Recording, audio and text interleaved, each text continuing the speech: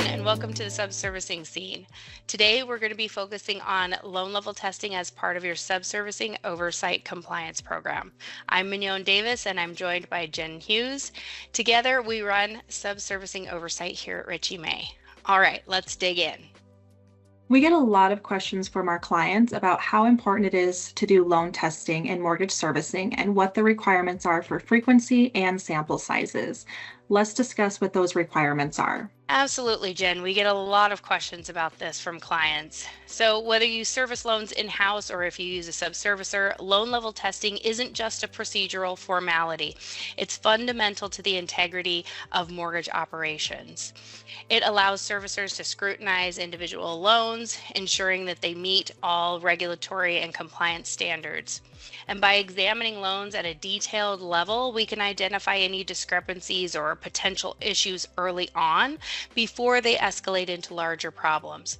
This proactive approach helps in maintaining the quality of the loan portfolio. And let's not forget the customer experience aspect. Accurate loan servicing leads to few errors in billing, payment processing, and communication, which directly impacts borrower satisfaction. If there are areas where you are seeing a higher volume of customer complaints, that might be an area you would want to test. An example could be force-placed insurance and not canceling that force-placed insurance timely upon receipt of the borrower's proof of insurance. When servicers have confidence in the accuracy of loan information, they can provide better support to borrowers, addressing their concerns promptly and effectively. That's right. Consumer complaints is a high-risk area to focus on. Another high-risk area to focus on is defaulted loans or loans in collections. You'll want to make sure that you're testing these critical areas as they are high risk and they need to be tested frequently.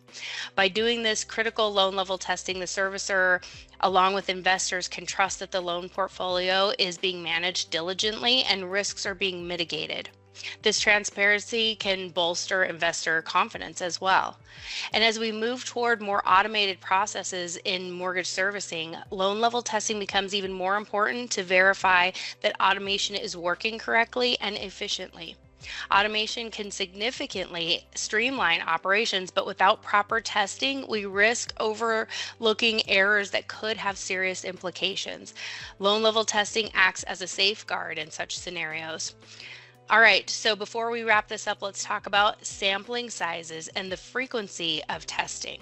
Okay, so HUD requires a 10% monthly sampling of various loans and servicing. You can find a table of areas to test in the HUD 4001 handbook. For Fannie Mae, they are less specific on the frequency and sampling sizes. They do indicate in their Servicer Self-Assessment Manual, Section 10, Master Servicer Oversight, that it depends on the size and complexity of the portfolio, but they mention that it is typically conducted quarterly. Make sure you document your methodology and your logic behind it, and be ready to explain to Fannie Mae or regulators when they ask. Freddie Mac says periodically perform quality reviews or audits, but do not specify sample sizes or define the term periodically. Every portfolio is different, and that is why the guidelines are not as specific compared to the requirements of origination's quality control servicing. Loan level testing is a cornerstone of effective mortgage servicing, so its importance spans regulatory compliance, risk management, customer satisfaction, and operational transparency, as we've already covered. So whether servicing is done in-house or whether you're using a subservicer, by conducting this loan level testing, mortgage servicers can ensure that their servicing not only meets industry standards, but provides exceptional customer experience.